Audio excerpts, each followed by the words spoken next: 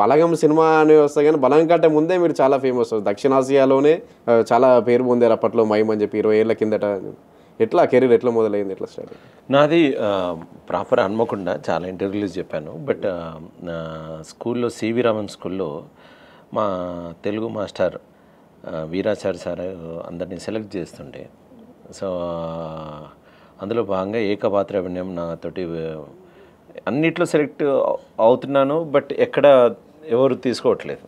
But అదే time లోపలే one of my friend Ankush ఆవాలని తను మైమ్ చేశాడు. అది మైమ్ అని కూడా తెలియదు. సో అక్కడి నుంచి చూడడము, స్టేజ్ ఏమో వీరాచారి గారు నన్ను ఎంకరేజ్ చేసేసి మొట్టమొదటిది బారిస్టర్ పార్వతీశం అనేటువంటి సో దాంట్లో ఉన్నది ఆకాశవాణి లోపల నాతో చేయించడము, తర్వాత స్టేజ్ మీద స్కూల్లో చేయించడం, తర్వాత అక్కడి నుంచి తెలియకుండానే స్టేజ్ ఫేర్ పోయి మా కాలనీలో వినాయక చవితి ఉత్సవాల లోపల ఎవరు ఓటు చేయాలంటే నేను చేయడం, తర్వాత అక్కడ అప్రిసియేషన్ రావడం, స్లోగా ఈ ఆర్ట్ ఫామ్ అంటే ఏంటి, ఈ ఆర్ట్ ఫామ్ లోపల ఎవరెవరు ఉన్నారో, ఇది నేర్చుకోవడం ఎట్లా, సో దాంట్లో రీసెర్చ్ చేయడం, గురువు దొరకడం నాగభూషణం గారు అని వరంగల్లో ప్రప్రథమ మైమ్ కళాకారులైన.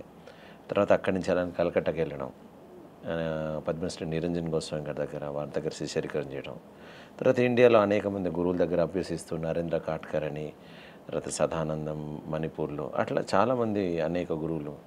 తర్వాత దీనికి అనుసంధానంగా యోగా, తర్వాత మార్షల్ ఆర్ట్స్ నేర్చుకుంటూ, తర్వాత బయటి దేశాల్లో ఎలా ఉంది అనేటువంటి ఉత్సాహం పెరిగినప్పుడు అమెరికన్ మైమ్ థియేటర్ నుంచి నాకు స్కాలర్షిప్ దొరకడం, సెలబ్రేషన్ బాన్ థియేటర్ అది టోనీ మాంట్నరు, దానికి వెళ్ళడానికి తను స్కాలర్షిప్ ఇచ్చారు.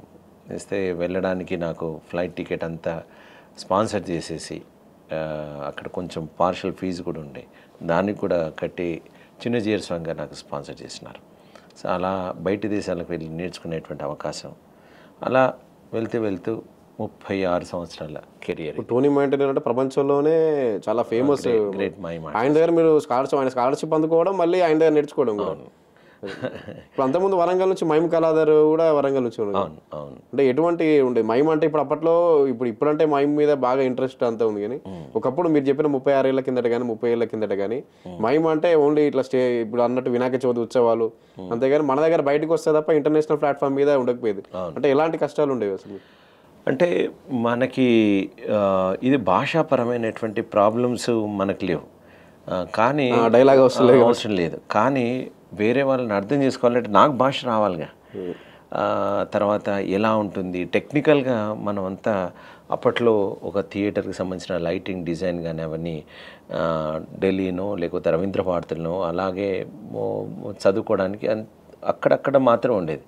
కానీ హై స్కేల్ లోపల బాడీ మూమెంట్స్ కానీ చేయాలన్నా కానీ బ్యాలే డాన్సర్స్, తర్వాత మంచి పేరున్నటువంటి క్లాసికల్ ఫామ్ డాన్సర్స్ గురువులను కలవాలన్నా కానీ ఇట్స్ వెరీ డిఫికల్ట్.